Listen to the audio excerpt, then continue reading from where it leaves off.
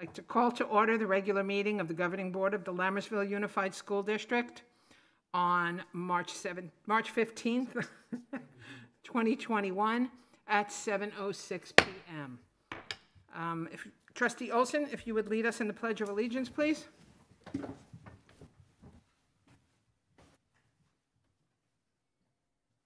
pledge allegiance to the flag of the United States of America and to the republic for which it stands, one nation, under God, indivisible, with liberty and justice for all.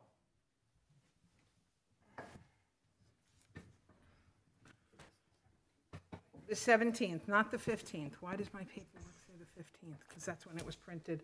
Okay. Roll call, please. Ann Bonilla. Present. Colin Clements. Here. Sharon Lempel. Here. Stephanie Olson. Here. David Pombo. Here. Sanita Jithendra. Here. Okay. Item 3, approval. I'd like us to take a moment to step away from the agenda and have a moment of silence in memory of a student, Mackay Dunn, who we lost recently.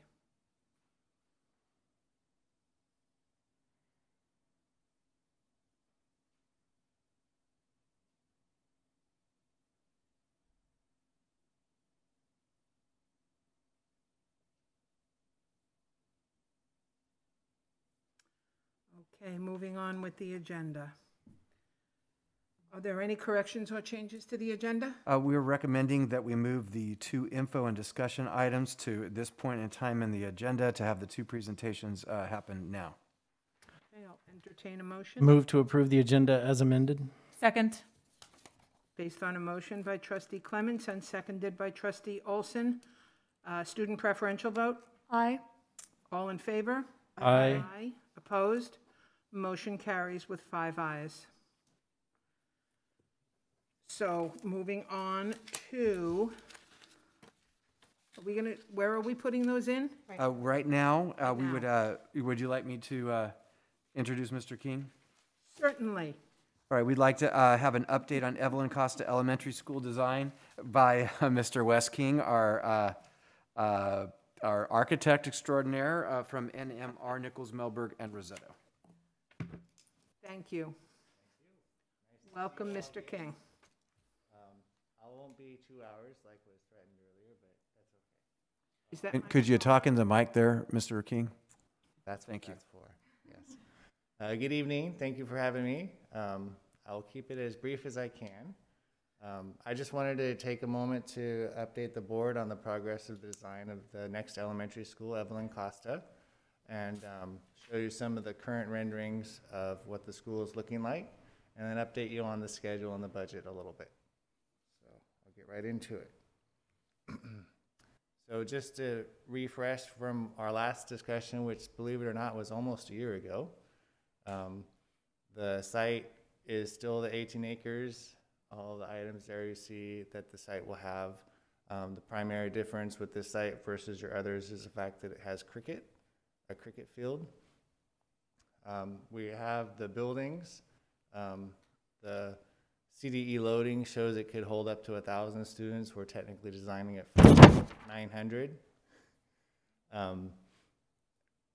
The multi-use and the cafeteria are separated in this campus. That's the first time we've done that to try to avoid the conflict that seems to happen where they need to eat and play PE at the same time. And then for tonight's topics, I'm just going to go through the site. I'm going to go through the different buildings and then finish off with the schedule and the budget. So if you remember, when I was here last, the site was in a different spot. So where the red X is on the screen is where the site was, and the various reasons that we don't all have to get into, but I'm sure you've heard about. We've moved the site to neighborhood A instead of neighborhood B. And so that's where the red arrow is pointing. And it's worth noting that that site shows a big green spot. We actually took over that green spot, a portion of it too. so that we can get the 18 acres instead of the normal 16. So on the left of your screen is what the site originally was. And so when we got the new site, we had to sort of flip it around and kind of reconfigure everything, arrange the buildings. Luckily, we were able to keep the buildings association with each other pretty much the same, but we did have to rearrange all the fields and try to squeeze some things in that weren't there before. It's worth noting that the streets on the left, the top, and the right of the site are already built, so if you want to drive by the site, you can. The street on the bottom of the site is where it goes to those existing houses, so it's technically a gravel road at this point. This is just an enlarged view of the core of the campus. Again, we've got 4 buildings, A, B, C, and D. A is the admin, and then the long finger that comes down to the lower right is where the kindergartners are. Building B is the multi-use in the cafeteria. C is a 2-story classroom building, and D is a 2-story classroom building. The lower grade kids are in the D building so that they're closer to the drop-off lane. The upper grade kids, we felt they could walk further, so we put them towards the back. And then the kindergarten has their own entry, which is off of the parking lot side instead of the drop-off lane side. This is building A, the admin and kindergarten. So the pink is the admin, the library is in the upper right corner, and makerspace in yellow, and then the 4 kindergarten classrooms along the bottom edge there. All the buildings have interior loaded corridors, so the security is only at the exterior entrance points, so keeping that safe.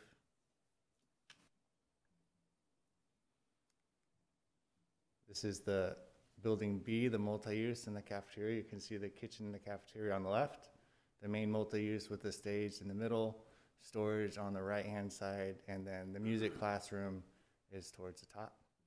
We have 1 set of restrooms that serves the whole building, kind of centrally located to be efficient. And then there's a public entrance that's outside the gates. So if the facility was rented out by the public, they wouldn't have to have access to get into the core of campus. This is the first floor of what we call Building C, which is the upper grade. So it's just your fifth and sixth grade and some special ed classrooms. Both buildings are basically a mirror image of each other, and they have that common core of restrooms and the elevator and support spaces in the center. This is the second floor. The difference on this is that it does have the 1 science classroom that the campus has, and so you see that on the left, and the remaining space is created to be a dedicated resource specialist room. The typical classrooms have the breakout spaces in between them like we've done at your other campuses. And then the stairways go down to the main entrances. Again, just 2 entrance points into the building aligned with those stairways. This is the lower grade building. Obviously, you have more classrooms at this grade level, so it takes up the whole floor for 1st and 2nd grade, and then 3rd and 4th grade. And then 4th grade is the first grade that you have fewer classrooms, so we went ahead and put in a couple of resource rooms in this floor. This is what it looks like. It should look similar, but if you pay attention, it's on a different site now. So in the upper left corner, you've got the kind of the front door, if you will. That's the sidewalk that goes right to the admin building entrance corner. And then on the right of that photo is the drop-off lane. You'll notice that we have the sidewalk going up to the corner, but not like directly to the corner of the street, and that's because of the grade out there is pretty, to get all the buildings at the same elevation, we've got to lift up this corner a little bit, and so we don't want to have it go straight because it won't be ADA compliant. So we've kind of flared it off so you can come in from either side. In the upper right corner is a view with the classroom buildings on the right and just a quad on the left. And then in the lower left corner, you've got the classroom, the admin building and the parking lot. And on the lower right, you've got the space between the admin and the kindergarten. That kind of square box that you can see the roof of on the lower right is the entrance point for the kindergartners. So they come in their own way, separate them from the rest of the craziness of the morning. A couple more shots of the various views. Again, the colors you see, the final layout of the quad, all that stuff is still evolving. So as you know, we bring those color choices to you in the future. A couple more shots, and then I have any questions that you might have. But before I let you ask questions, I just wanted to update you on the schedule. So as you know, we're about a year behind where we wanted to be. And so we're working hard to stick on that. And so you'll be moving into this campus in 2023. We originally hoped in 2022, but that's where we're at. And then on the budget side, we got our first cost estimate in. It's a little high, a lot of things going on. As I'm sure Colin can attest to, the construction market didn't slow down despite the virus. So the materials pricing are getting a little bit crazy again. This campus is completely designed out of wood. Sounded like a good idea at the time. Ever since I made that decision, the cost of wood's tripled. So we're working through that. And then the 18-acre site versus the original 16-acre site, that takes up more money to do that. So we're working diligently to get the project back within budget. That's part of our job that you hire us to do. So we're working through that. And then if we have any programmatic changes that we need to do to make sure to make it work, we'll certainly bring that back through Dr. Nicholas. Any questions? Questions from the board? Of course I do. Go ahead. Can you go back to the slide that had the fields compared? Maybe it was like the first one with the side-by-side maps. Yeah, nope, forward one, yeah, right there. So in the old one, it looks like there was like a baseball field and what was that, football also? Soccer. In the upper right, you've Soccer. got baseball or softball. No, the shared It's in the field, new baseball one. and soccer. And there's a common soccer / because we weren't sure which one you wanted. And then after Oh, okay. that, we decided that the two soccers would fit better than trying to fit another baseball. And you have lots of baseball at your other campuses. So that's what Okay. fit better on the new site. So that's, So on the new one, we didn't lose anything no. in the field. I mean, technically, you can use the fields. We've got them labeled as cricket and multi-use, but it's really just a big green grass spot. Yeah, So you can use them however you decide. big enough for Yeah, many. exactly. Yeah. We do have the cricket field set up so that it slopes away from the pitch in the middle like it needs to, but outside of that, it's pretty much just an open field for you guys to decide what to do. Okay. In the lower grade building where we had the 2 resource rooms, there was a dotted line. Am I remembering correctly? Because it was a year ago. There was a movable wall in there or no? Yes, this one here. Right there. Yeah. So the intention originally was to make that a movable wall. We've been discussing internally and with Dr. Nicholas about making that a regular classroom. And then if it turns out we need more resource space than the other ones that we already have, then we can always add that wall or put in that folding wall. But right now it's shown as a solid separation. So making it a classroom, so taking the 2 resource and making it 1 classroom. Just in case Correct, we ever yeah. need it as a regular classroom. Yeah, That's a good idea, yeah. yeah. And it helps on the funding side of the situation. Mm-hmm. And on the outside, was there a covered area? Yeah, let me go back did I to miss the that? site. So there's covered walkways between all the buildings. Yeah, And then you see the dashed box sort of in the upper left corner of B, building B. I could, Yeah. but I don't know if you can see it. It's right there. oh, uh-huh. That's like the right outside the cafeteria Yes, right okay. there.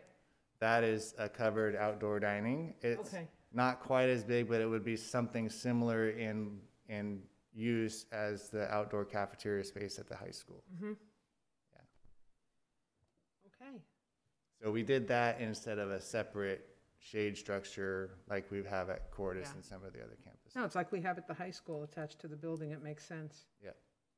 Any other questions or comments from the board? If I could just add, Mr. King talked about the schedule being behind 1 year. I just wanted to put out there, it was the epic effort of this board and our district to move this schedule along. There were complications with developers and old agreements and new agreements and a long-term negotiation that were the cause of the delay. But this board has always stood up for the school district and the schools, and this delay is on no part of this board or this district. Or of Wes and his company? Or of Wes and his company. Thank you.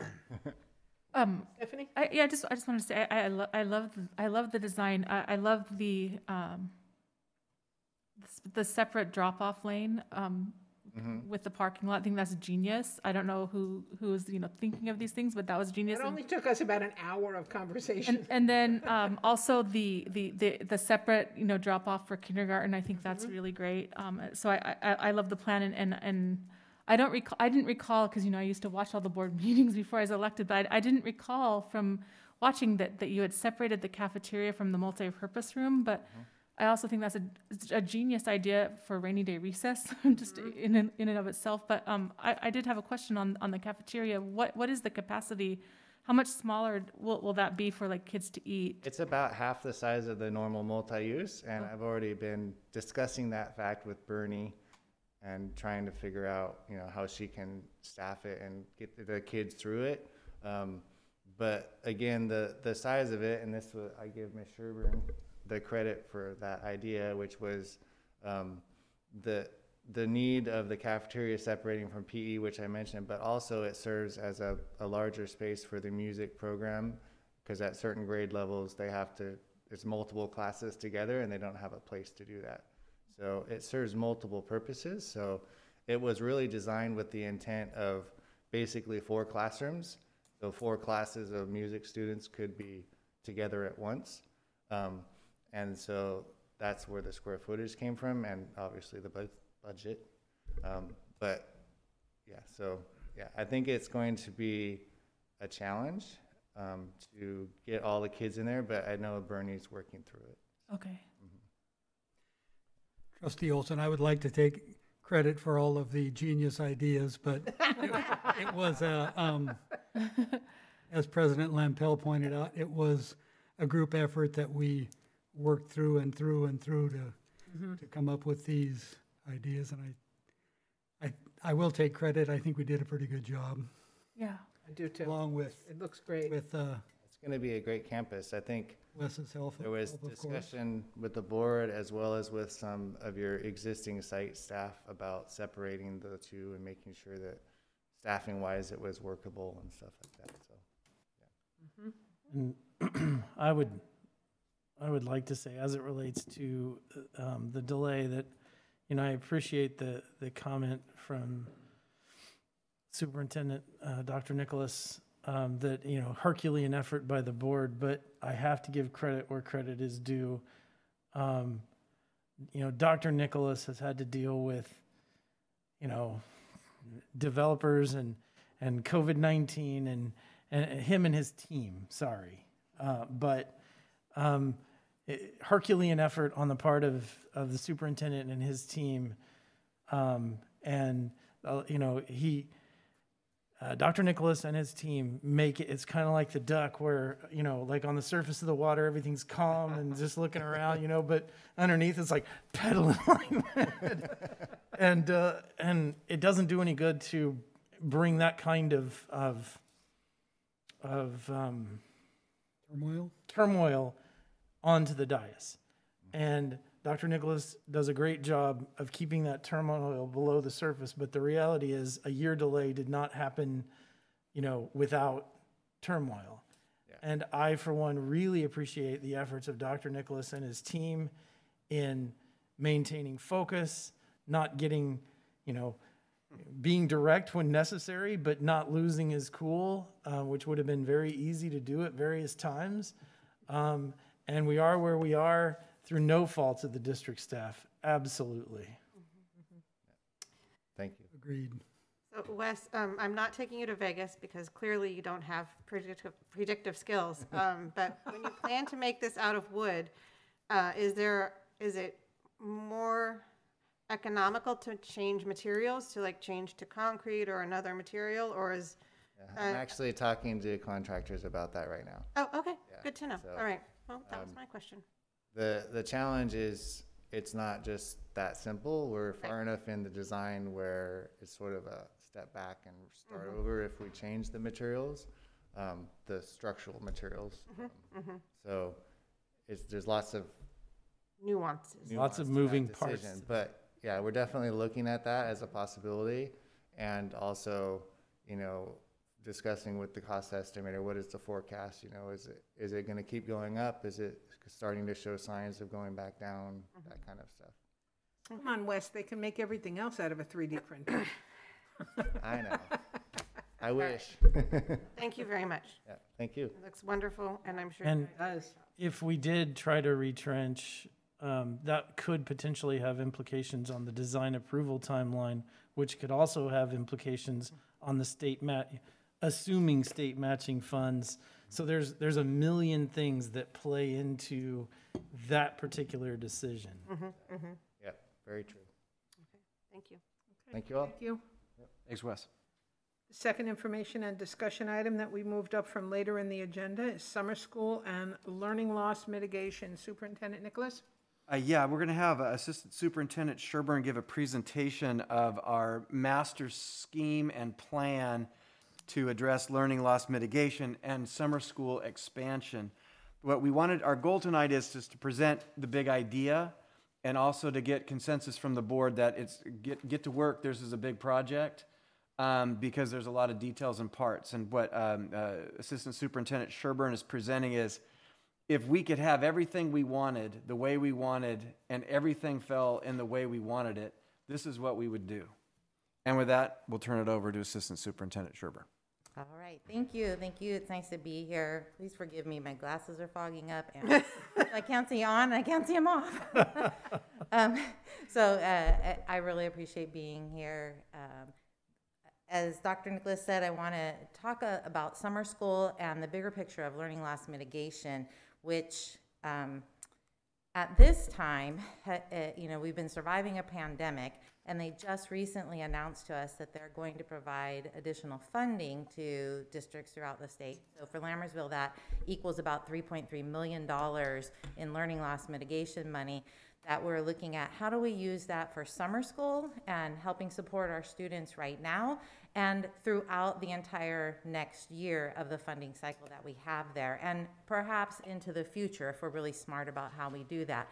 And when we're thinking about how the pandemic in particular has impacted students, it's impacted all of our students in one way or another academically. Even our high-achieving students have not had the same experience they would have had and the same opportunity to learn they would have had we not had the pandemic.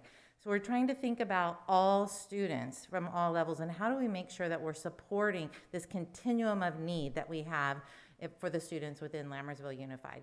So thus the multi-tiered system of support.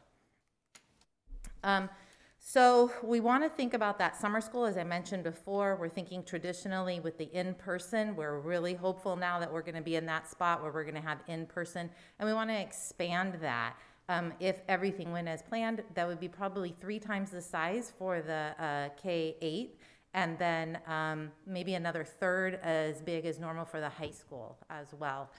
And then we want to be really smart about how we link those interventions, things that happen in the summer, to the interventions and support that need to happen throughout the rest of the school year for our learners. So this multi-tiered system of support that provides curriculum and materials, extra personnel, all of that combined to meet the needs of our special populations and that variety of student needs that we have.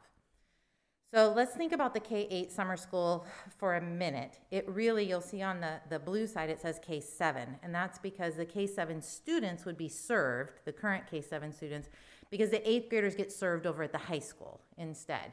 So it'd be in person, 4 weeks, 5 days a week, similar to what we've done in the past. We're looking at expanding to 2 locations potentially serving K-3 at one location and 4-7 at the other, so we can group really strategically among students with pre-tests and post-tests going on. It would still be voluntary for students, and we'd start by offering it to the highest need learners that we have right now first, and go as far as we can with adding students in, with a variety of materials to support learners at different levels of need. And then we also want to provide summer learning to students that are at home and not able to attend the in-person or choose not to attend the in-person summer school. So we're looking at opportunities that include computer adaptive, really smart software that integrates with our current assessment, the MAP testing that we do, and also a workbook that reinforces the skills of the current grade level and moves them as a bridge into what is needed for success in the next grade level. So that would be available for every single student that we have in our school system right now, K-8.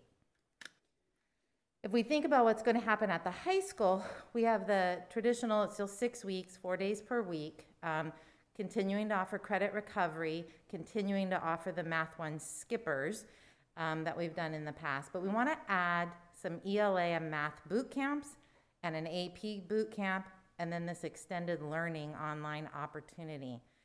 The ELA and math boot camps would be for our current 8th graders going into high school who we've identified as below grade level and needing extra support in order to be successful as freshmen and complete their freshman year.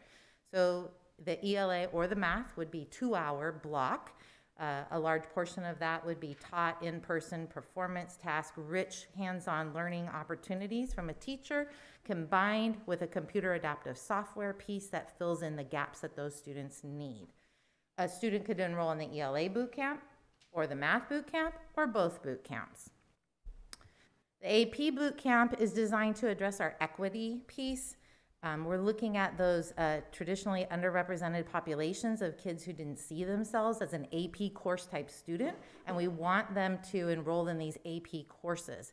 So we'll do outreach, we'll encourage them, and then those students who take advantage of that AP course will then be offered this boot camp opportunity that would allow them to get some extra support and instruction around the skills that are necessary to be successful in an AP course, and begin their summer coursework that they do, and get some extra help with that if needed. And then lastly is extended learning opportunity. This is for students who want to take one of their core classes during the summer in order to free up some time in their regular school year schedule to take an extra CTE class or an elective class or sport or whatever it might be needed to enrich their next school year. So this would be the one place that if we had to scale back, when we're looking at the high school, that we might scale back on a little bit, but we'd like to offer that to the extent possible. So it's been a mad scramble a little bit to talk to publishers and look out and see what is out there. We're really very well versed in what the needs are of our students over time. So looking and talking with vendors, what are the best resources that are out there in a short period of time. This is the list I've come up with at this point in time. Benchmark is one of our current core ELA programs. So even though I looked at a variety of publishers, these materials really fit the variety of needs of our learners right now. The materials that are at the top of this would be really exclusive to summer school.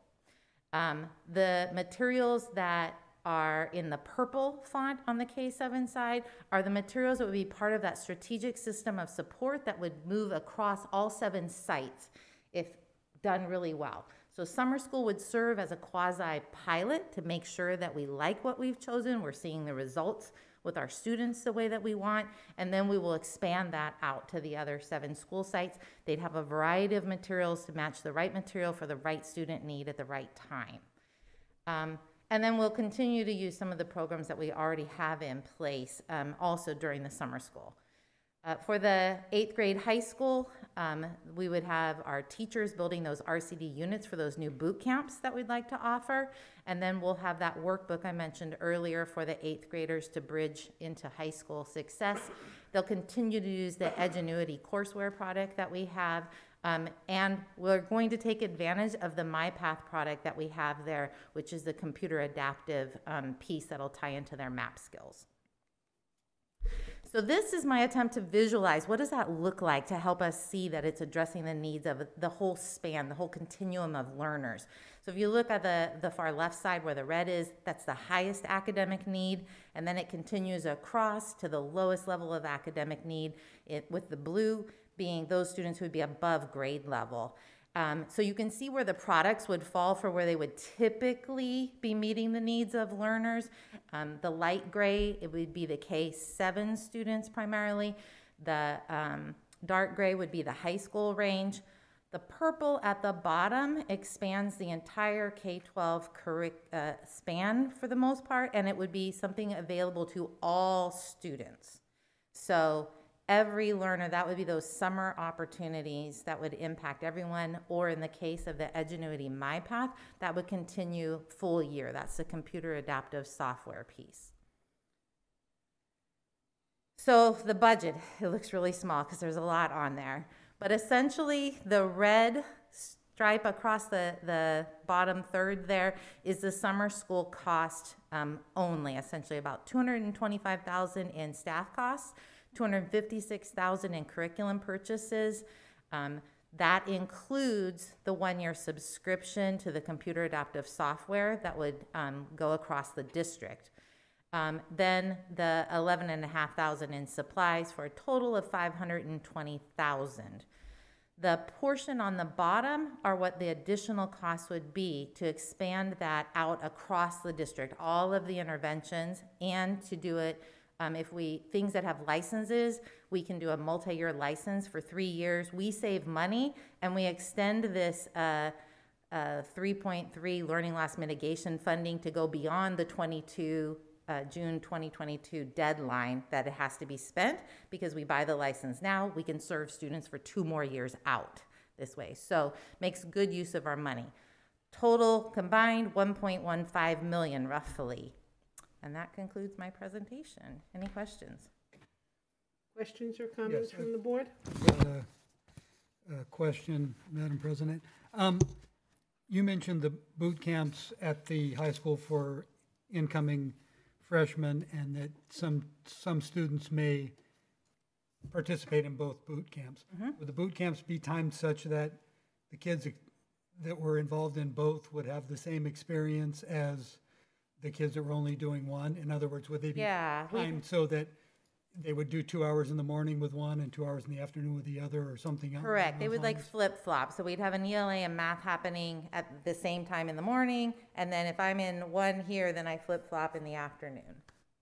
Because my guess Or would be later morning. that there will be quite a few students that will take advantage or can take advantage of both. Right. We're looking right now at a student need, and that would roughly fill 3 classes if all our students took advantage of it.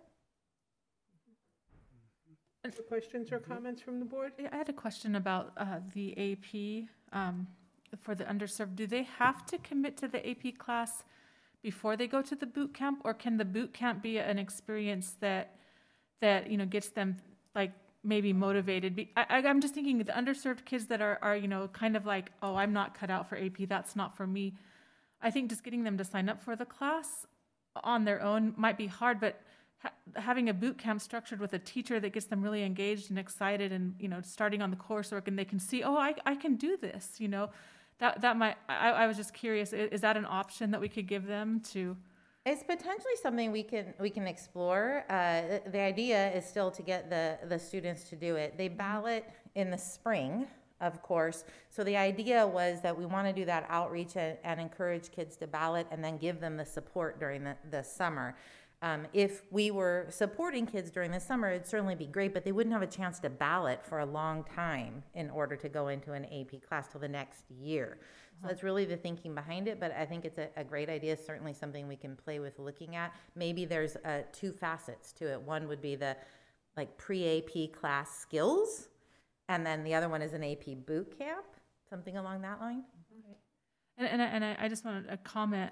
I noticed a lot of the budget was directed for teachers, and I liked seeing that, because I know, there's a lot of great things the software can do with the computer adaptation, but the kids that are suffering learning loss, they're going to need an actual teacher. And so I think that's well worthy of our focus. And to me, that would be a priority to make sure that I know that's the challenge as well, staffing summer school, getting enough people willing to do it. But that would be a definite priority for me, to see that the kids are having actual teachers there that can help them with some of the small groups that you were mentioning and things like that. If I can interject a point, we are doing a current analysis of regional pay for summer school teachers in particular this summer with the learning loss mitigation monies that are coming in. It is likely, highly likely, that we will have to have a significant boost in pay to make it attractive, because other districts have already followed that suit. And so we will, what we're hoping to get from the board tonight is get busy. This is, we like it, get busy, and bring back updates. But I can also tell you, we will have to come back with a communication about the cost of what we're going to pay the teachers, because it'll be different than a normal summer school that the board is committed to historically here. So I have a question. So you mentioned that if you had to scale one back, it would be the bottom, essentially serving the extended learning opportunity Right. at the high school. And so my understanding is we have 3.3 million that is at our disposal. We're currently spending 1.154 million. I didn't understand why would we need to scale back the effort? Well, we wouldn't necessarily, we haven't determined that we really need to. We do need to make sure we secure enough staff.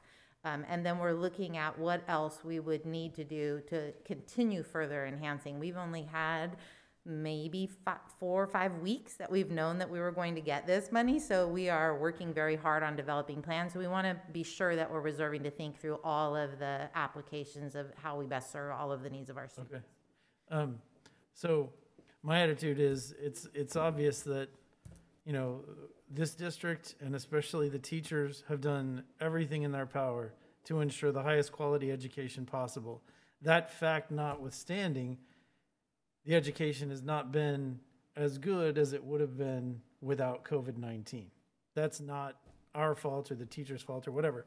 So my attitude is develop a plan, as one of 5 board members, develop a plan, do whatever we can to help our students get as far forward as possible, lean into this thing. My question is, and then in order to help that, and I apologize, I don't know the program, right? But can we do things, because this is voluntary and we can't handcuff kids and make them come, but we really want them to come. We want to encourage them to come. The ancillary services, like providing breakfast and lunch, can we do that? And is that already part of the plan? Because if so, I probably... Absolutely. Okay. I mean, just whatever ancillary services we can do to make it as attractive as, that's the word I was looking at. As attractive as possible, right? To help our kids want to be there and want to take advantage of the programs that we're offering. I say, if we can, do it. Absolutely. If I could kind of comment and pair your comments together, we truly believe that the teacher is the most valuable resource. So the point of the computer adaptive software is to allow the computer to do what it can do, to reserve the teacher for doing the work that really only the teacher can do. So we're putting our most precious resource, our teacher, with our highest need kids and areas for instruction. So that's the purpose behind that. And then we're pairing the idea of the incentive of really looking at how can we incentivize and make the summer school in-person experience as rich as possible, as well as incentivizing the at-home independent learning, thinking about something we haven't been able to do for a long time is be in person. Can we offer some kind of rich in-person experience that can be earned by completing your summer school? Can we offer an award as part of it? And then for the in-person summer school, also building in some really rich science and experiential kinds of things that are great for kids at any point in time, but especially during a pandemic, we are excited to be able to do those things, and they're extra motivating. It sounds like a tremendous plan. Yeah. They've taken all my questions, so I just say it sounds fantastic. All right. Yeah, go for couple it, of things. please, and. The online program that you mentioned for elementary, is there a possibility of doing, these were the kids that either could not or would not come to school live in the summer. Is there a possibility of continuing some Zoom-type teaching so they do have a live teacher?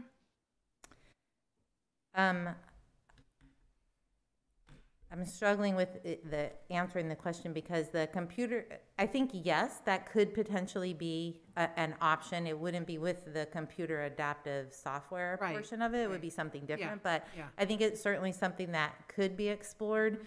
Right now, for our learners that are struggling the most of them are not very successful in that environment. So that's why we're really trying to get them to be in person and wanting to expand that in-person experience. Yeah, but I was thinking about just those kids that you mentioned, that one group of students that either would not or could not come to school, and to quote you, to use our most precious resource, which I absolutely agree with you, is the teachers. I recently heard a story about twins in another district, kindergarten twins. One, their school district is reopening. One wants to go to school and one doesn't. Why? Because child A's teacher is going to be live, child B's teacher is going to be on the computer. And it's the relationship that the teachers build. We know that as educators, we see that. So I just wanted to try to get that live teacher as often as possible. Yeah. Especially at the elementary level. Yeah. I had a question about the AP boot camp. So I was confused on the actual focus of it. Is it to improve on the skills that we learned in courses that we took this year, or to prepare for courses next year? Prepare for courses next year. And I understand that we're helping underrepresented communities. So how are we going to directly reach those communities? So the administrators, the counselors, primarily the counselors, they're looking at the students that show great potential and that we would like to encourage, and then they'll do direct outreach to those students. But the high school students have already signed up for AP classes. So are we only reaching students that signed up, or ones that haven't and will change their courses? No, they would go in and actually look at students that didn't sign up potentially, and that they would like to encourage to think about reselecting their courses and going into it, as well as saying, oh, here are some students who are first time and may potentially benefit from the AP boot camp. So if they chose to sign up already, great. If they didn't choose to sign up yet, and we think, you know what, you really would do well, we think you just need an extra bit of encouragement perhaps, then we would talk to them and see if they want to reselect what their plan is for next year. Okay, thank you. Great question, Sue. Yeah, good question. If I could also mention, some of the funding would be reserved for doing that in-person teaching throughout the school year. So you're thinking extended day opportunities to have kids stay after school and get some additional instruction. I think that's another portion of where that funding would go. I love the AP boot camp idea. It's going to get those kids that are right on the bubble of, can I do it? Do I qualify? To try to kind of just gently get a push from their teacher and their counselor. To Yes, say, you you know do. what? You can do this. Let's get you ready. Right. You can do this. And I love that positive support of the students. When we started talking about what to pay teachers in summer school, I, for one, would 100% support a higher teacher and classified rate for this year's summer school, because the needs are huge. The year has been rough. There was one year somewhere where I worked, we wanted teachers for summer school and we were having trouble getting them. We worked with the union, offered more money. We tripled our summer school because we offered more than the surrounding districts. I'd love to see if we can find the funds for it. I to see concur. something like that happen here. And I think that's going to be an issue with surrounding districts, because everybody, Oh, well. everybody got money, and so everybody's going to be Exactly. having to do the same things, so. Yeah. we make decisions, you know, for our teachers and our kids. I think that's a great idea. And one thing, I was just thinking, instead of offering monetary rewards, I mean, obviously, we want to pay our teachers as well as we can, but thinking of other incentives like an additional day off or things that we could negotiate as part of the contract that might really, you know, because one thing about teaching summer school is you're really tired by the time you get there, and you've got to really push yourself through it as a teacher to keep up that momentum. And so knowing that, you know, sometime in October or some other month, March, where there aren't a lot of holidays, and you know you can take a mental health day and just recharge, might be very valuable to teachers. That's a good idea. Anne. Yeah. Testing, And if we're testing. going to go this route, we need to move on this at hyper speed, because other districts are going to be doing things like Trustee Pombo said. We don't know what their plans are. The year that I did that in a different district, we started working on it in March and posted by, I think, mid-March. Our hope too. We want to get, you know, the top teachers. We want to get all our top teachers first, and then top teachers from surrounding areas. Right. So I personally love this idea. Yeah. I'm sure you haven't had the chance to talk with those who already teach AP yet, because this is such a new idea, but it would be great to get them on board if possible, just, you know, since they're. Absolutely. So finalize these plans by Yes. tomorrow, Heather. No problem.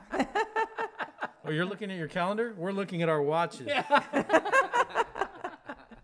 This is a great plan. All right. Thank you. Okay, thank you. So moving along, we are back to item 4, committee reports. District Advisory Committee, there is nothing to report at this time. District English Language Advisory Committee, Trustee Bonilla. Our next meeting is a joint DLAC and education meeting that will be held virtually on Thursday, April 15th at 6:30 p.m., and that is all I have to report. Okay, Education Committee, Trustee Olson. Nothing to report other than just to reiterate what Trustee Goodrich, or Trustee Bonilla, sorry, just said. Facilities Committee, Trustee Clements. Nothing to report. And I normally mention the next one, but I did not bring my note. I had my notes written. I think it's didn't May. either. It's in May. 17th or something. Yeah, we can announce it next month. Great. It's a ways out. Thank you, Madam President. You're welcome. Policy Committee, Trustee Bonilla. Yes, there's another batch of policies which Trustee Clements and I are finishing review of for next week, and then those will be brought to the board. And I believe there are some, I think we just reviewed them last time. Yeah. That's it. Yeah, that's it. Safety Committee, Trustee Pombo. Nothing to report. Okay, and the Wellness Committee, Trustee Pombo. The next Wellness Committee meeting is Wednesday, April 14th at 3:30 p.m. Okay, thank you. Moving on to Governing Board reports. Student Member Jithendra. Yeah, I had nothing to report, but I have a couple questions. I'm not sure if the board is aware, but juniors who are trying to take the SAT have had their test centers like canceled for the past, I've had mine canceled the past 3 tests. And in response to this, College Board is working with schools to set up testing centers at their high schools solely for their students. And I know Pleasanton is taking part in it, San Ramon is taking part. And I just wanted to know if we had any plan with College Board to do this, because a couple of my peers have reached out and they've asked if the district is planning on holding a SAT center for our school. Is this something we could look into? We can look into that, yeah. you. We'll see what it is. Okay, someone will get back to you. Great point, great idea. Thank you. All right, and I'm sorry you guys have had your tests canceled. I know you prepare for them and then it doesn't happen. Okay, Trustee Bonilla. Nothing to report. Okay, Trustee Clements.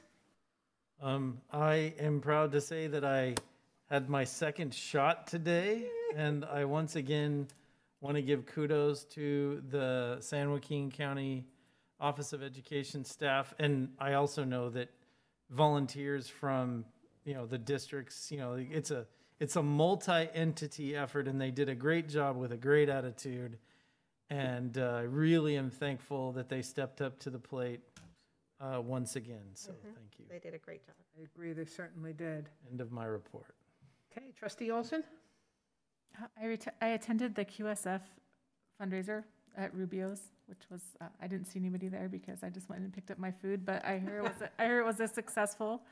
I completed my first MIG course, which was entitled Setting Direction, and so that was great, and I learned a lot. I'm getting my second dose of the vaccine tomorrow, and I'm also very grateful to the organization. I just leave it to educators to know how to organize well. That's all I can say. Probably kindergarten teachers. Yeah. I got to see the video of the Mountain House cheerleaders doing their virtual competition. It was great to see them in their uniforms.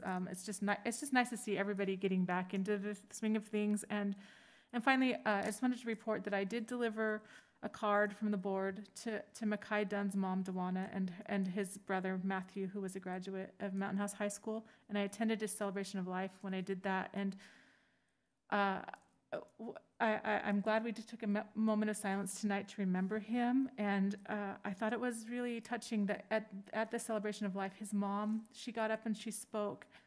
And she shared some wonderful memories about Mackay, but she also thanked Lammersville Unified School District and the administrators and the staff that helped her son. And I thought that was really touching. And I want to thank everybody in our district who is the kind of person that a student's mom would say that at his own funeral. And I hope that we can remember to be that way for all of our students. Keep it up, please. Wow. Trustee Pombo? Yeah, now that I'm crying here. Like Trustee Olson, I also participated in the Cuesta fundraiser at Rubio's. In fact, I participated for the second month in a row because last month I thought it was on a certain night, so I asked extended family what they wanted and took all the orders, and then I couldn't find the thing, so I got to buy everybody dinner twice, but it was good. I also had my second COVID shot today, and I would like to echo Trustee Clement's remarks about the skill at which they ran the clinic. I was a bit annoyed at the beginning because I got my text with the QR code while I was rushing there and didn't realize I had gotten it. So when I showed the gentleman at the gate my QR code from last time, he said, "No, that one's not right. You're gonna have to go over in that building and get one printed." And then he mentioned that I should have gotten a text, so I looked and there was the text, and that was the only hitch in the whole system. But I'm appreciative of them, and we are on our way, I hope. That concludes my report. And I will tell you, I did the exact same thing. I walked up, he said, "That's from last time." I said, "I didn't get a code." He said, "Did you get a text today?" I said, "Well, my phone buzzed when I was in the car." And sure enough, there was. What did they say about great minds think alike? Absolutely. So I participated in a virtual meeting presented by CSBA on AB 86 to understand the details of the governor's plan to open schools. I also participated in a board member virtual meeting for our region with our region pacer, Steve Reed. This was also about the governor's plan and where the schools are in their opening plans. I didn't need to watch both of those because I'm glad to say again, we're ahead of the game on the requirements, which means we'll receive the funding allocated to us with no penalties. When I went for my vaccination this morning, and everyone I encountered, I thanked them for being so organized and friendly and just getting it all done. And I guess not a lot of people were stopping to do that because I got thank yous for acknowledging them. Thank you for saying that. Thank you for letting us know it's going well. They were amazing both times. And I got my button, and now I'm fully vaccinated. Yay. So I can spend time with other fully vaccinated folks. This is good in a couple of weeks. Okay. Receiving of public comments. The board shall give members of the public an opportunity to address the board either before or during the board's consideration of each agenda item. At a time so designated on the agenda, members of the public Also may bring before the board matters that are not listed on the agenda of a regular meeting. The board may refer such a matter to the superintendent or designee or take it under advisement, but shall not take action at that time. The board may place the matter on the agenda of a subsequent meeting for discussion or action. Individual speakers shall be allowed 3 minutes to address the board on each agenda or non-agenda item, and the board shall limit the total time for public input on each item to 20 minutes.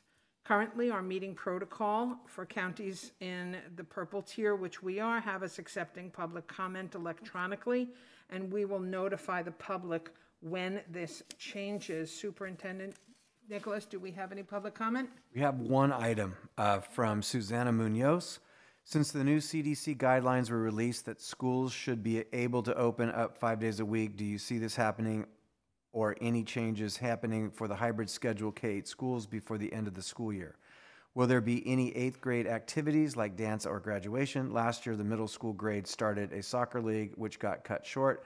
Since outdoor sports like soccer, tennis, etc. have been given the okay, will the district consider bringing middle school soccer league back? That is all. Okay, thank you. Moving on to item 7, consent items for consideration. Are there any items that anyone wishes to remove from consent or discuss? Madam President, I had a couple of questions for staff on the warrants. There is an item for reimbursement to parents for academic instruction of $11,448, and I was hoping staff could explain that. Yes, this was a special ed related settlement for an issue that was resolved long past, but this was part of that settlement. Thank you. And the second question was a roofing issue at Mountain House High School, and my question is if that falls under warranty since the high school is less than 10 years old. Mr. Harrison has some information, some of it's still being worked on. So the manufacturer's warranty of the material that was used on the roof, we're looking into that. There may still be warranty left on that version. The construction warranty is over, obviously, for the high school. So we're trying to find out if there's still warranty for the manufacturer of the roof. And if there is, does the leak qualify? And is there a deductible that's more than the $685 we spent with King's Roofing? So we are investigating those parts. All right. Thank you. Yep. Anything else? Move to approve consent items. Wait, I had something. Oh, sorry. You're gonna get it done. I still motion just for want to it. thank the Cuesta Foundation for the very generous donation of $20,000 for an electronic marquee for the school. And if I may chime in, I would like to thank all of the foundations, the Cuesta Foundation included, for all the hard work they do fundraising for our schools and their generosity across the board in providing things for our students that sometimes the district can't provide. Trustee Clement? I already moved. Already made the motion. Second. We have a second. Who seconded? I did. Olson. I'll give it, yeah, okay. Student preferential vote? Aye. Okay, all in favor? All in favor? Aye. Opposed? There being none, the motion carries. Did you get the first and the second? Because I didn't repeat it. Okay. Didn't want to leave that out. Okay, district administrative reports. Superintendent's report. Yes, I have a couple of fun items, and then I'm going to give a short presentation with an update on where. Oh, Hold on. One moment. Were you going to read new hires? Oh, new hires thing.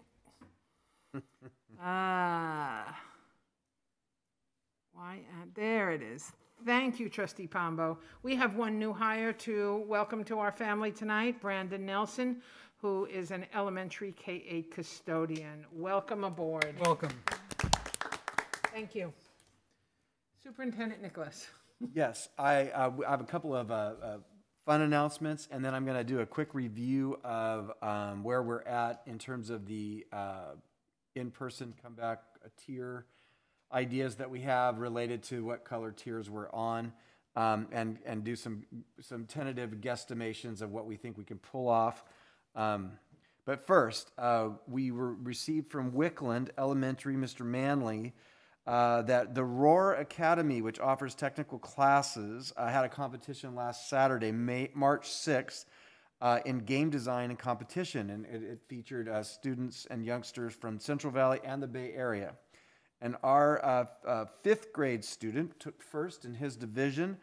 Ashan Bardwaj is the winner of this competition, a very prestigious and competitive game design with the Roar Academy. So we want to wish him congratulations. Awesome. And then I want to read off the results from the county science Olympiad. I'm going to just give you the top 9 list because, I just think it's important. We'll do top 10 list, top 9 lists. They're important. In 9th place, representing Lammersville Unified School District, Cuesta, red team. In 8th place, representing Lammersville Unified School District, Cordes Elementary School, blue team.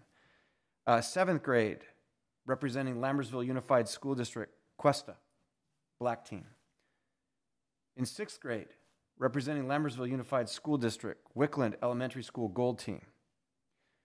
In 5th grade, representing Lammersville Unified School District, Cordes Elementary, orange team.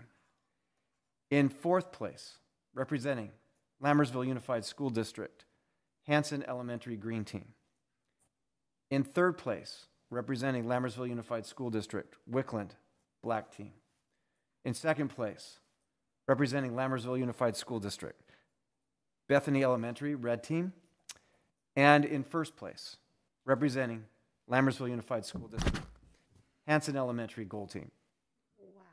Clean sweep. That was in the B division, and the top 5 teams go to the state. So we'll have Hanson gold, Bethany red, Wickland black, Hanson green, and Cordes orange, all representing. That does not mean that the Wickland, Cuesta, Cordes, and Cuesta gold and black and blue and red team did not do well, but we swept it. So congratulations to everybody. Wow. If I may, Madam President, I've made a similar comment before, but when my boys were on the very first Science Olympiad competitive team from Wickland, and we didn't know anything about the program really, and we go there, and in the awards ceremony, we picked up a few medals, but, like one school district, was called up every single time. And I just sat there and said, someday that's going to be Lammersville. And this is that day. That's awesome. Well, thank you to all of the hardworking people who made that happen. Yeah. Yes. There are a lot of parent volunteers and teacher volunteers who stand behind all of those awards. So Absolutely. kudos to them. Clean sweep. That's just Great. Do you have more? I have one other presentation. So yesterday we got thrown a curveball. So everything that I planned to say yesterday around 11:30 a.m. changed. So that's kind of the way it goes. And so what this is a return to campus plan. It's a tentative with emphasis big time on the word tentative schedule to increase student time on campus. So what happened yesterday? So in order for a lot of things to happen, this red tier, so it's purple, red, orange, and yellow. The red tier has to come into play. It was anticipated that San Joaquin County would go to red yesterday, and due to a statistical glitch, I'll call it, we missed the mark as a county, which threw into a state of flux many of our plans. But as we've become accustomed to, and inspired by our Science Olympiad program, we said we are up to the task, so we have made some adjustments. So there's a new red target date. As it is right now, in order to get to red, you have to do 2 consecutive weeks. So last week, San Joaquin County was in the red. This week, we didn't make the mark. We went to purple. So now we start from scratch. So we have to March 23rd and March 30. If we hit red, then we'll be officially in red, and that will free us up to do some of the things that we'd like to do. So here's how the numbers worked. The case rate per 100,000, the score came in at 10.5%. We missed the mark by 0.6. So we needed to be at 9.9%. Sadly, there's two ways they do the calculation. The first one met the mark, but when they do it compared to the amount of testing that's being done, because it's incentivized to testing, our score went up, not down. So unfortunately, that one was marked as a purple. I read an article in the Stockton Record last night that there is an adjudication appeal, assuming that the article is correct, and that there's maybe a change to this number, but the county was saying that they thought that some tests were not counted that should have been. I hope that'll change what I have to say coming forward, but right now it's purple. And on the tier system, one purple means purple. In the daily case rate, we remain in orange at 4.5%. That's the second best tier to be in. And the equity rate went from orange to red, but only by 0.5%. And so if the purple would have been red, we would be having a little bit of a different conversation. So why was it purple? Not enough testing is occurring, and there's a theory that so many people are getting vaccinated, they're not seeing testing as such a value. So again, we'll go back to this. We're going to do a March 23rd watch and a March 30 watch, because it's our hope that we'll do a double red and move on. So currently, our enrollment by program in our TK8 and high school programs, we have approximately 4,692 total TK8 students. We have about 2,043 in LVLA and approximately 2,649 in the hybrid program. In the table, you can see that we have each school is represented there by the total number. You add those up and you get 2,649. That's important because what I'm going to lay out to you in our tentative schedule is a timeline where we hope we can bring all those kids back on campus at the same time for in-person instruction. At the high school, we have literally, we asked this question, what, really, 1,700 exactly? But that's how the math turned out. So we're going to say 1,700 at the high school. We have 326 in the online academy and 1,374 students that would be in a hybrid program if we can get to red. So here is our best hope and our best guess of what we think we can do. Again, if we hit a 2-week run of red, either on March 30th or April 6th, then this is what we think we can do. We have asked all of our teachers to come back 1 week before students to learn safety prep work, safety training, protocol training, and we would ask our teachers at the high school to do that. So assuming we hit the mark on one of those 2 dates, then on the week of April 12th through 16th, with no students, our high school teachers would return with preparation for the hybrid program. Then for the next 3 weeks, we would be in hybrid model from April 19th to May 7th. That would be weeks 1 through 3. In the hybrid model, that would be splitting that 1,374 students in half, 2 days, 2 days. Then for weeks 4 through 6, which is May 10th through the 28th, we would, if it was safe and the data said it was safe, recommend the idea of coming back full in-person schedule. And then, sadly, that brings us to the end of the year where we have a finals week. So we would, for the week of June 1st through June 4th, we have a high school testing schedule. But we have said it was our goal to get back in person. We pulled that off of the TK8 model with the hybrids kids. But we want to get back full-time or close to full-time as possible. We've also worked with our, and that there's been feedback from the high school principal and his admin team. For the TK8, the tentative schedule is if we hit the 3:30 or the 4:06 red target dates, then we're currently in the TK8 hybrid model, so we're not going to change that. TK5 would move to a 5-day-a-week in-person model, starting with half-day schedule for the week of April 19th through the 23rd.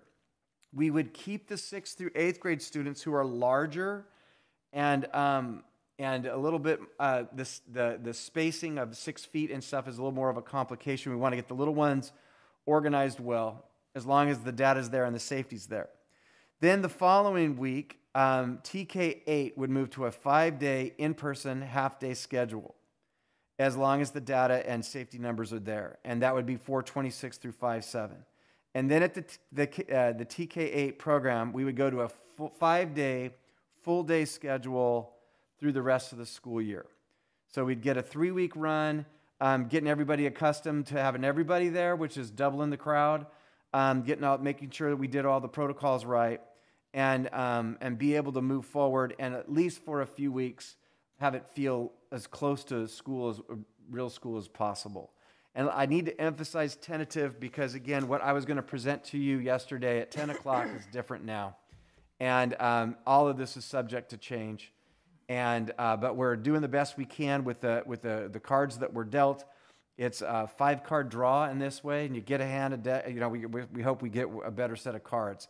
So if the testing numbers come good, the tier goes down, we think we can pull this off. But we wanted to put this to the board for feedback and the community to know that we're doing everything we can to get as close to normal as possible by the end of the year. Any questions? Yeah, I had one question. When the high school teachers come back for preparations, April 12th to 16th, are they going to be still teaching asynchronously? Are they going to have prep days? How's that going to work?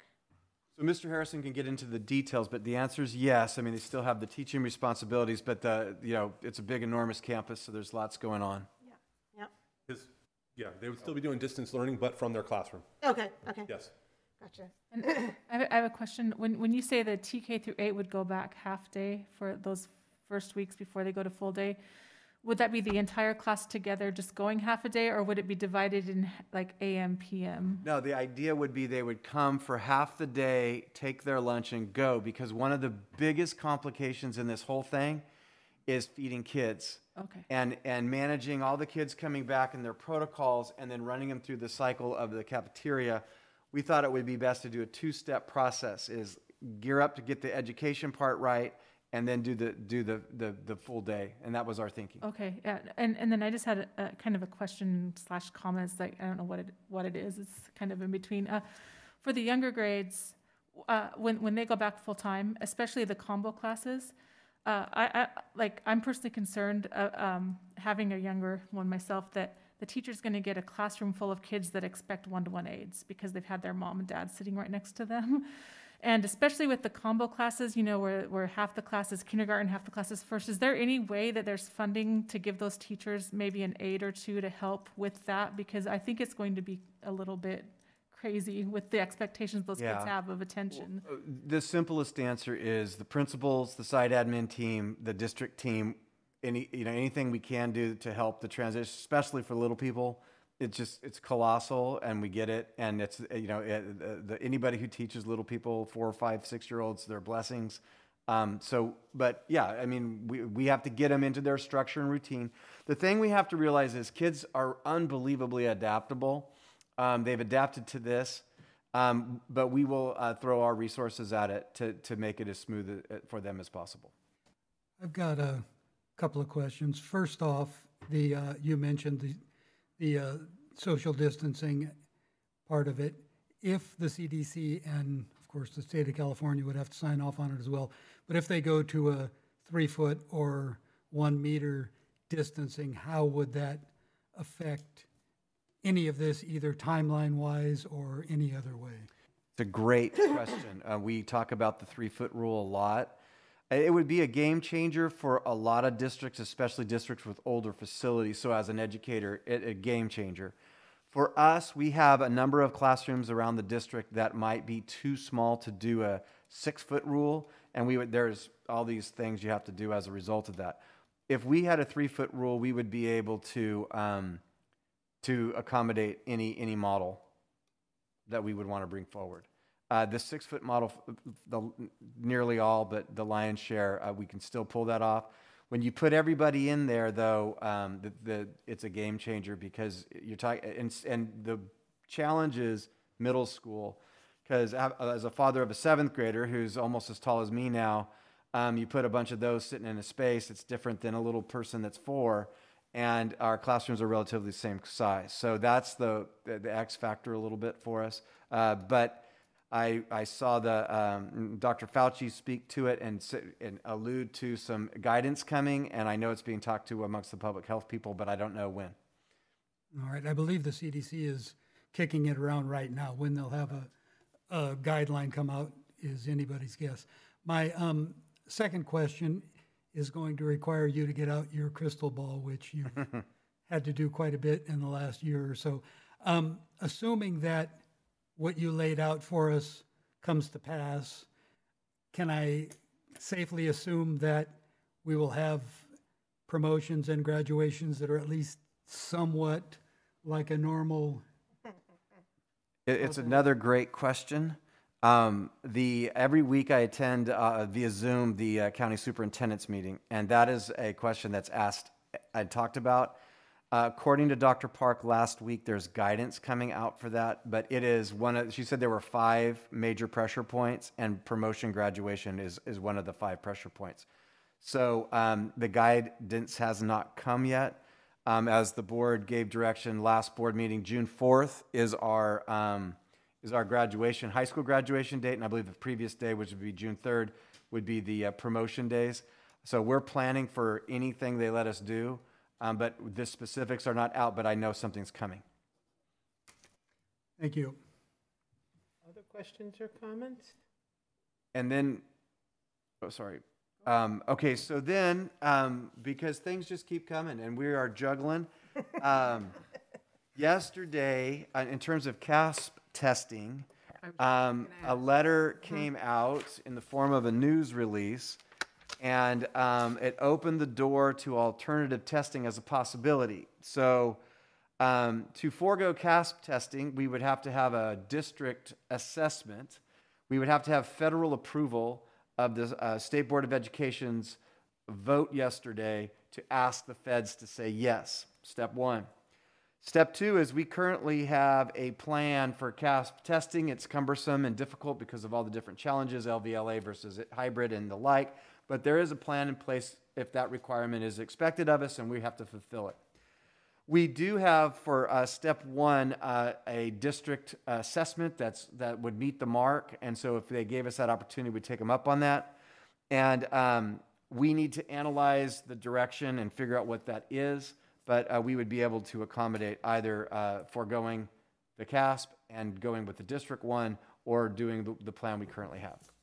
And that, Madam President, is my presentation. Yeah, I was watching part of the AXA legislative update today.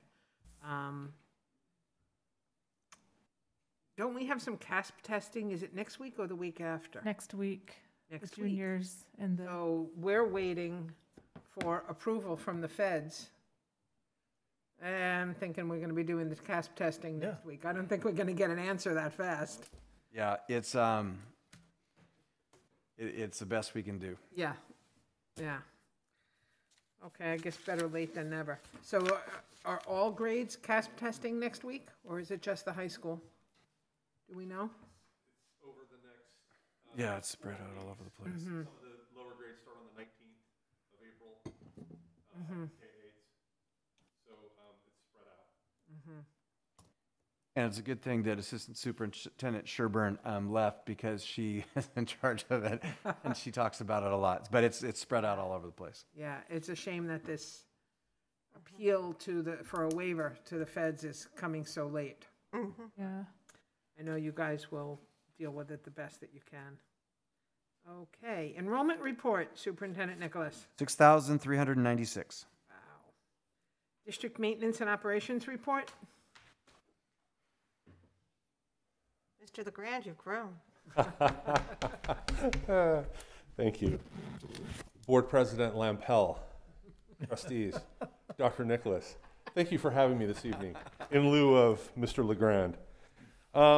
Installation of the bipolar ionization unit started on Monday at both Cuesta and Altamont. Different than my previous report where they were going to do one school at a time. They got a bigger team, so they're working on 2 schools at a time, so they'll get it done faster, which is great for us. It should take them 5 to 6 days to finish both those sites. After that, they're moving on to Bethany and Wickland. Last Wednesday, the electrical was installed for the new marquee at Cuesta, which was on the agenda tonight. Friday at 3/5, the 5th was National Maintenance Worker Day, and Jimmy and his team were called over to the Mountain House High School. Actually, this report isn't accurate. What I did is I went to where they were working in the gym because they refused to go to the front of the school. So I went and got them, pulled them out of the gym, and went to the staff lounge where the high school staff and myself surprised them and celebrated a day that is about them, which is great because we celebrated their hard work. They were surprised. They got a goodie bag, and it was really cool. We were socially distanced with masks and everything. You know, we can't do all that fun stuff, but it was nice. The baseball netting at the high school, the field has been measured for the nets. They should be in about 2 weeks. You put the poles in, you measure, then the nets come. That project's been 18 months. The first home baseball game isn't until the 16th of April, so I think we're going to make it. So. Maybe. The radio repeater upgrade, Larry Rubin and Jimmy pulled Cat 6 wire at here up there and at Mountain House High School last Friday. IT terminated the wires and made everything work. Aria and him were on the roof last week measuring. They got a new waterproof cabinet up on the roof. They've got the new vendor ready to come and install our new repeaters so that this building will talk to the high school, and the high school will allow us to have radio coverage all the way out to Costa, Southtown, and will also reach all the way to Cuesta, and also in the future across the highway. So we'll be all set with this. Once this repair is done, our radios will all talk to each other again. Jimmy and I have a check-in meeting tomorrow on Zoom for the solar installation, the 30% completion drawings for all the sites. The septic tank at Lammersville, he's met with the engineer to look at the load for the site, how many students, how many sinks, and all that jive to get the right size septic tank when we do replace it. We'll limp through for the rest of the school year by pumping it weekly so that we can get through the end of the school year and then replace it during the summertime. The underground gas leak at Lammersville, the new box was installed. Larry Rubin and Jimmy will reconcrete the curb next week since it's supposed to rain tomorrow on the next day, so they're going to do it next week.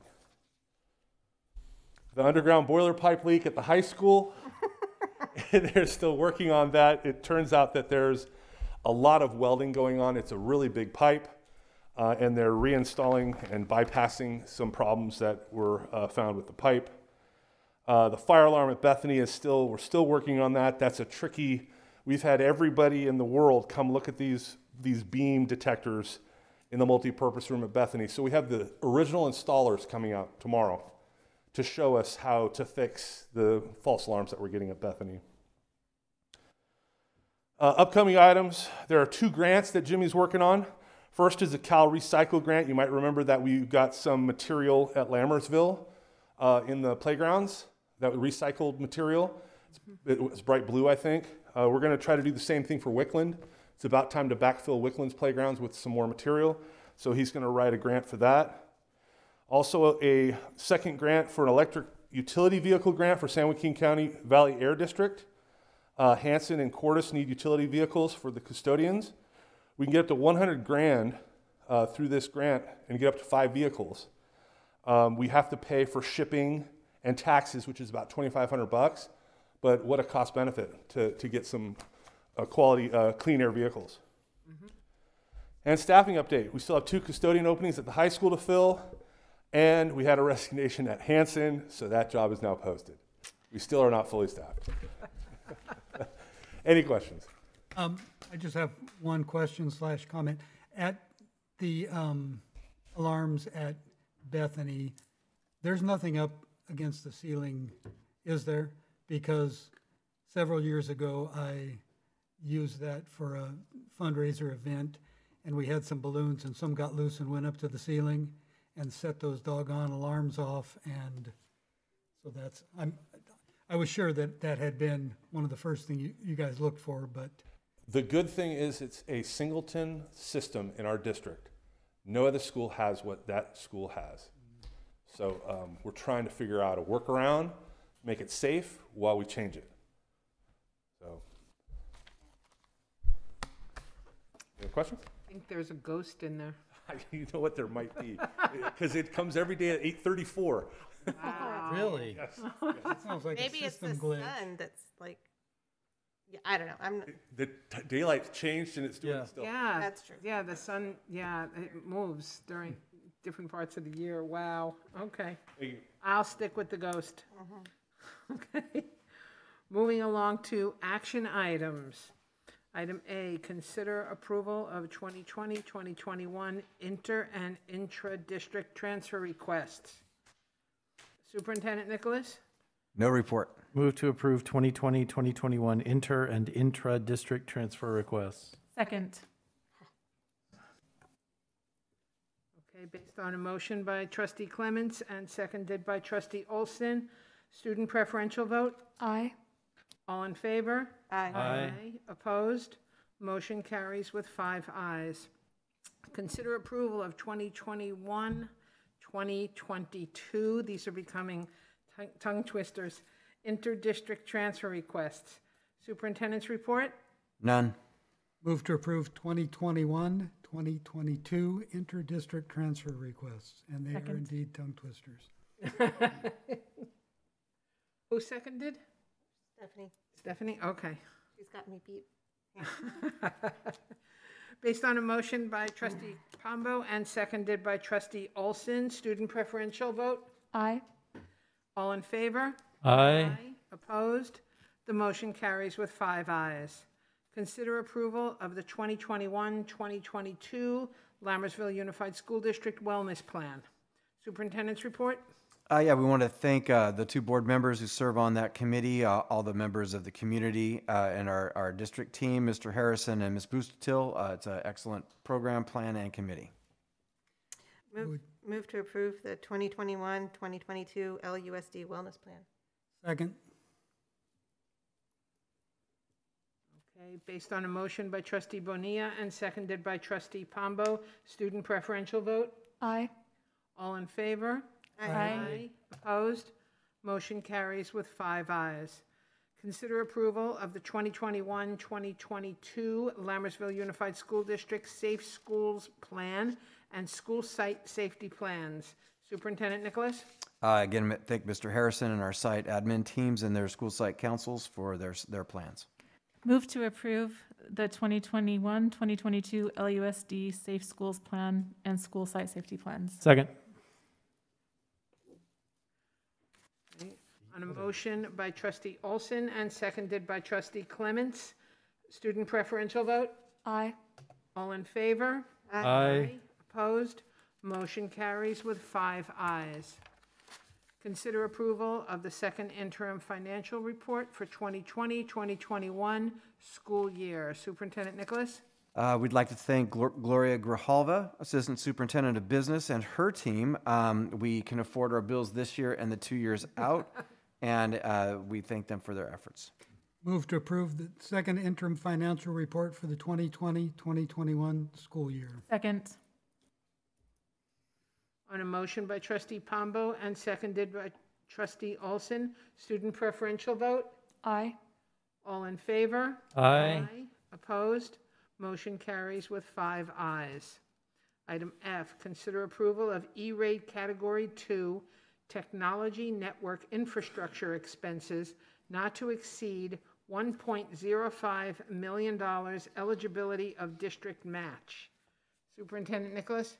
Yes, so this is an E-rate program. It's a multiple year program. Our big focus project would be switch replacements, and we match the one from the feds, and so we think obviously we recommend strongly to approve this. So we would lay out 1.05 million and the grant would be 1.05 million? That is my understanding, yes. Cool. Move to approve. Go ahead.